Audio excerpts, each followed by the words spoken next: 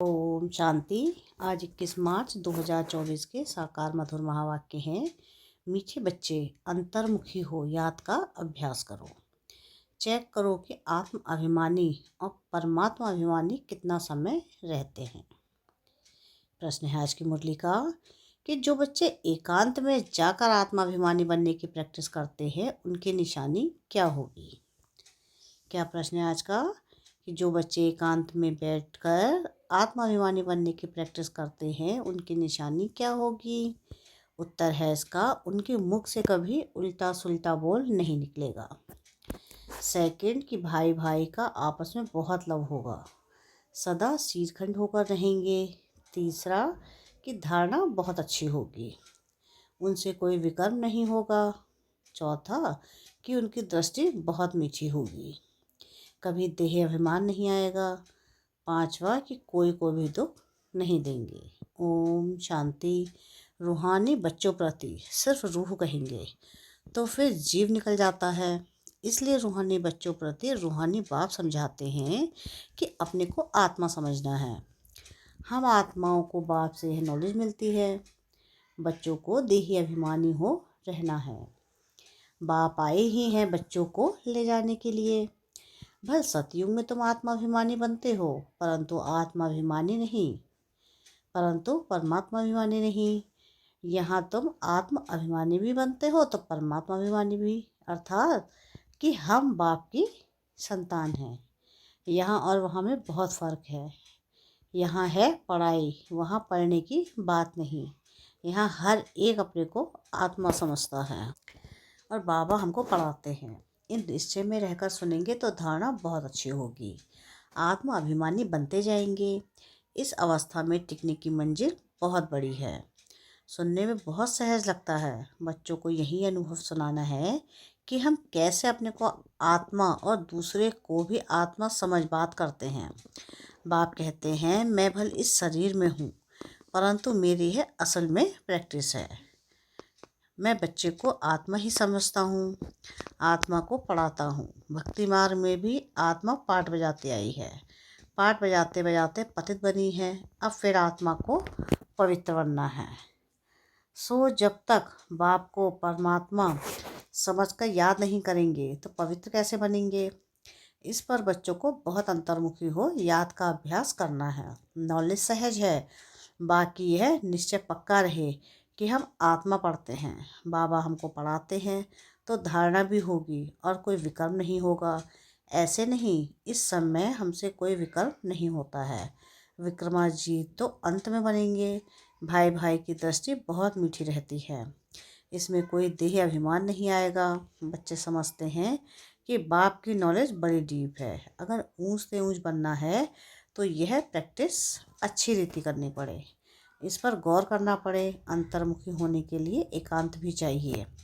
यहाँ जैसा एकांत घर में धंधा धोरी में तो मिल ना सके, यहाँ तुम यह प्रैक्टिस बहुत अच्छी कर सकते हो। आत्मा को ही देखना पड़े, अपने को भी आत्मा समझना है। यह प्रैक्टिस यहाँ करने से आदत पड़ जाएगी। फिर अपना चार्ट भी रखना है, कहाँ तक आत्माभिमानी बने हैं। आत्मा को ही हम सुनाते हैं, उनसे ही बातचीत करते हैं। यह प्रैक्टिस बहुत अच्छी चाहिए। बच्चे समझते होंगे यह बात तो ठीक है, देह अभिमान निकल जाए और हम आत्माभिमानी बन जाए। धारणा करते और कराते जाएं। कोशिश कर अपने को आत्मा समझ बाप को याद करना है। यह चार्ट बड़ा डीप है, बड़े बड़े महारथी भी समझते होंगे।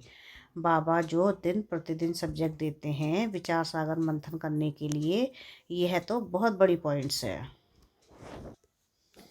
फिर कभी भी मुख से उल्टा सुल्टा अक्षर नहीं निकलेगा। भाइयों भाइयों का आपस में बहुत लव हो जाएगा।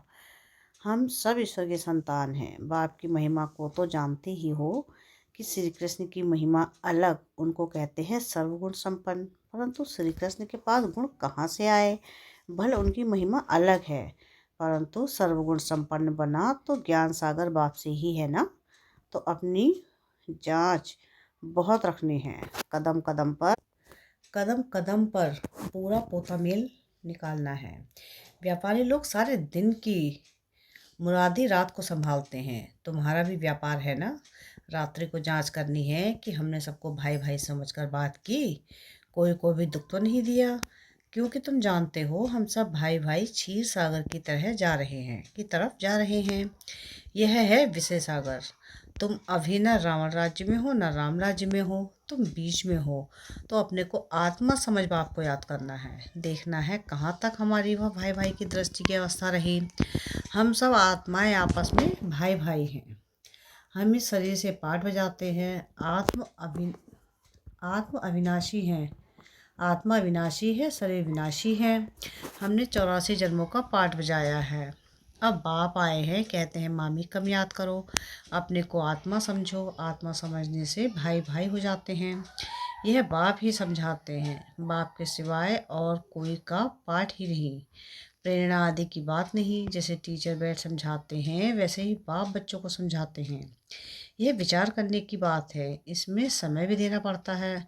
बाप ने धंधा आदि करने के लिए तो यह कह दिया, लेकिन याद की यात्रा भी जरूरी है, उसके लिए भी टाइम निकालना चाहिए।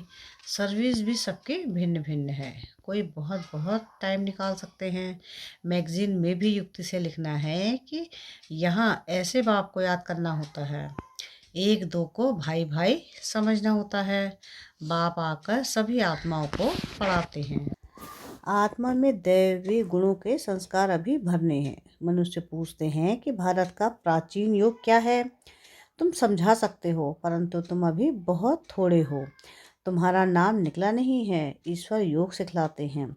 जरूर उनके बच्चे भी होंगे, वह भी जानते होंगे कि यह किसको भी पता नहीं है। निराकार बाप कैसे आकर पढ़ाते हैं, वह खुद ही समझाते हैं कि मैं कल्प का संगम युग पर आकर खुद बताता हूँ कि मैं ऐसे आता हूँ, किसके तन में आता हूँ। इसमें मूझने की बात नहीं, यह बना बनाया ड्रामा है। एक में ही आता हूँ। प्रजापिता ब्रह्मा द्वारा स्थापना वह मुरब्बी बच्चा पहले पहले बनते हैं। आदि सनातन देवी देवता धर्म स्थापन करते हैं, फिर वही पहले नंबर में आते हैं। इस चित्र पर समझानी बहुत अच्छी है। ब्रह्मा सो विष्णु, विष्णु सो ब्रह्मा कैसे बनते हैं, यह और कोई समझा नहीं सके। समझने की युक्ति चाहिए। अभी तुम जानते हो बाबा कैसे देवता धर्म की स्थापना कर रहे हैं, कैसे चक्र फिरता है। इन बातों को और कोई जान न सके, तो बाप कहते हैं ऐसे ऐसे युक्ति से लिखो। यथार्थ योग कौन सिखला सकते हैं, यह मालूम पड़ जाए तो तुम्हारे पास ढेर आ जाए। इतने बड़े आश्रम जो हैं सब हिलने लग पड़ेंगे, यह पिछाड़ी को होना है। फिर वंडर खाएंगे कि इतने सब संस्थाएं भक्ति मार्ग की हैं, ज्ञान मार्ग की एक भी नहीं। तब ही तुम्हारी विजय होगी। यह भी तुम जानते हो कि हर 5000 वर्ष के बाद बाप आते हैं। बाप द्वारा तुम सीख रहे हो, औरों को सिखलाते हो कैसे किसको लिखत में समझाना है। यह सब कल्प कल्प युक्तियाँ निकलती हैं जो बहुतों को पता पड़ जाता है। सिवाय बाप के एक धर्म की स्थापना कोई और कर नहीं सकता।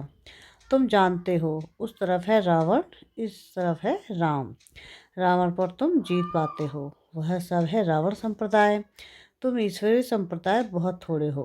भक्ति का कितना सो है, जहाँ जहाँ पानी है वहाँ मेला लगता है। कितना खर्चा करते हैं, कितने डूबते मरते हैं। यहाँ तो ऐसी बात नहीं। फिर भी बाप कहते हैं आश्चर्यवंत, मेरे को पहचानती, सुनंती सुनावंती, पवित्र रहंती, फिर भी अहो माया तेरे द्वारा हार खावंती। कल्प कल्प ऐसे होता है, हार खावंती भी होते हैं। माया के साथ युद्ध है, माया का भी प्रभाव है। भक्ति को तो हिलना ही है। आधा कल्प तुम प्रारब्ध भोगते हो, फिर रावण राज्य से भक्ति शुरू होती है। उनकी निशानियां भी कायम हैं। विकार में जाते हैं, फिर देवता तो रहे नहीं, ऐसे विकारी बनते हैं। यह दुनिया में कोई जानते नहीं। शास्त्रों में लिख दिया है कि वाम मार्ग में गए, कब गए यह नहीं समझते हैं। यह सब बातें अच्छी रीति समझने और समझाने की हैं। यह भी तब समझे जब निश्चय बुद्धि हो। उनकी कोशिश होगी, कहेंगे कि ऐसे बाप को से हमको मिलाओ, परंतु पहले देखो कि घर जाने के बाद वह नशा रहता है, निश्चय बुद्धि रहते हैं। भल याद सतावे, चिट्ठी लिखते रहें। बाप हमारे सच्चे बाबा हो। आज से ऊंचा वर्षा मिलता है। आपसे मिलने बगैर यह हम रह नहीं सकते। सगाई के बाद मिलना होता है, सगाई के बाद तड़पते हैं। तुम जानते हो हमारा बेहद का बाप, टीचर, साजन आते सब कुछ है। और इसमें दुख मिला, और सबसे दुख मिला। उनके एवज में बाप सुख देते हैं, वहाँ भी सब सुख देते हैं। इस समय तुम सुख के संबंध में बध रहे हो।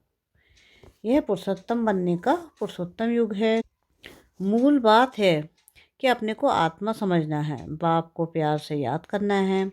याद से खुशी का पारा चढ़ेगा। हमने सबसे जास्त भक्ति की है, धक्के बहुत खाए हैं। अब बाप आया है वापस ले जाने, तो जरूर पवित्र बनना है, दैवीय गुण धारण करने हैं, पोता मेल रखना है। सारे दिन में कितने को बाप का परिचय दिया। बाप का परिचय देने बगैर सुख नहीं आता। तड़फन लग जाती है। यज्ञ में बहुत विघ्न पड़ते हैं, मारे खाते हैं। और कोई सत्संग नहीं जहाँ पवित्रता की बात हो। यहाँ तुम पवित्र बनते हो तो असुर लोग विघ्न डालते हैं। पावन बनकर घर घर जाना है। संस्कार आत्मा ले जाती है। कहते हैं युद्ध के मैदान में मरेंगे तो स्वर्ग में जाएंगे। इसलिए खुशी से लड़ाई में जाते हैं। तुम्हारे पास कमांडर, मेजर, सिपाही अधिक कहाँ कहाँ से आते हैं। स्वर्ग में कैसे जाएंगे। लड़ाई के मैदान में मित्र संबंधी याद आते हैं।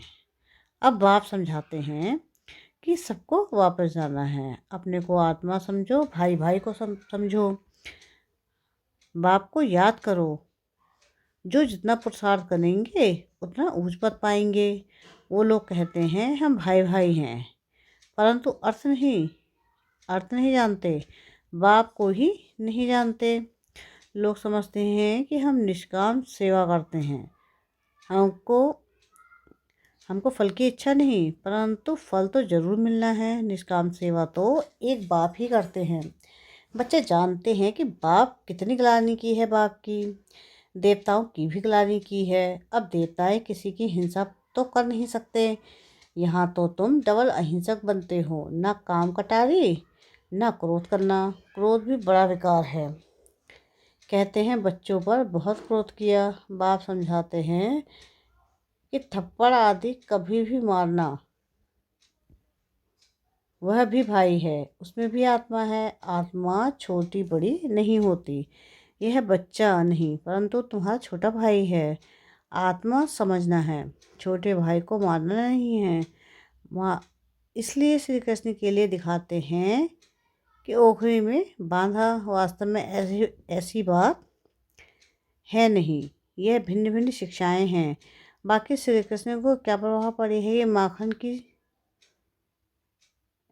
क्या प्रभाव पड़ी है माखन की। वह महिमा भी करते हैं उल्टी चोरी की। तुम महिमा करेंगे सुलटी। तुम कहेंगी वह तो सर्वगुण संपन्न 16 कला संपूर्ण है, परंतु यह ग्लानि की भी ड्रामा में नूर है। अभी सब तमो प्रधान बन पड़े हैं। बाप आकर सतो प्रधान बनाते हैं। पढ़ाने वाला बेहद का बाप, उनकी मत पर चलना पड़े। डिफ़िकल्ट से डिफ़िकल्ट सब यह सब्जेक्ट है।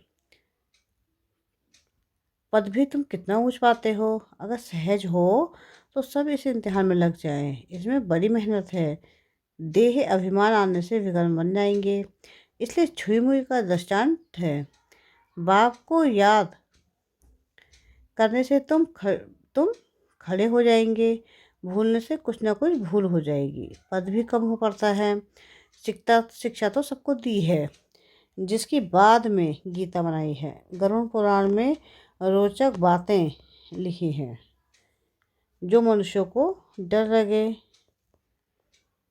रावण राज्य में पाप तो होते ही है, क्योंकि है ही कांटों का जंगल। बाप कहते हैं दृष्टि को भी बदलना है। बहुत समय से हिरे हुए हैं, इसलिए शरीर की तरफ प्यार चला जाता है। विनाशी विनाशी चीज़ से प्यार रखने से फ़ायदा ही क्या। अविनाशी से प्यार रखने से में अविनाशी बन जाता है। बच्चों को यही डायरेक्शन है कि उठते बैठते चलते फिरते बाप को याद करो। अच्छा मीठी मीठी सी बच्चों प्रति माता पिता बाप दादा का याद प्यार और गुड मॉर्निंग। रूहानी बाप की रूहानी बच्चों को नमस्ते। हम रूहानी बच्चों की रूहानी बाप दादा को याद प्यार गुड मॉर्निंग और नमस्ते। शुक्रिया प्यारे बाबा, शुक्रिया। धारणा के लिए मुख्य सार है। सार की पहली पॉइंट है कि शरीर विनाशी है, उससे प्यार निकाल अविनाशी आत्मा से प्यार रखना है।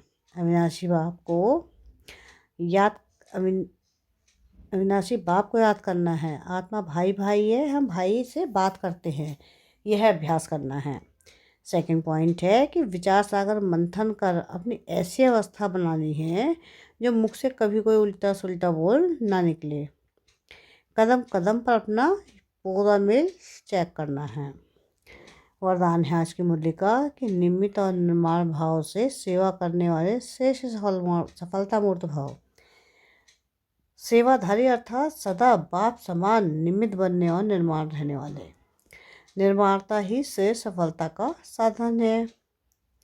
किसी भी सेवा में सफलता प्राप्त करने के लिए नम्रता भाव और निमित्त भाव धारण करो।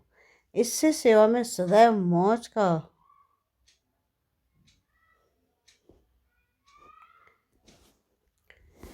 कोई भी सेवा मिले, लेकिन इन दो विशेषताओं से सफलता को पाते सफलता स्वरूप बन जाएंगे।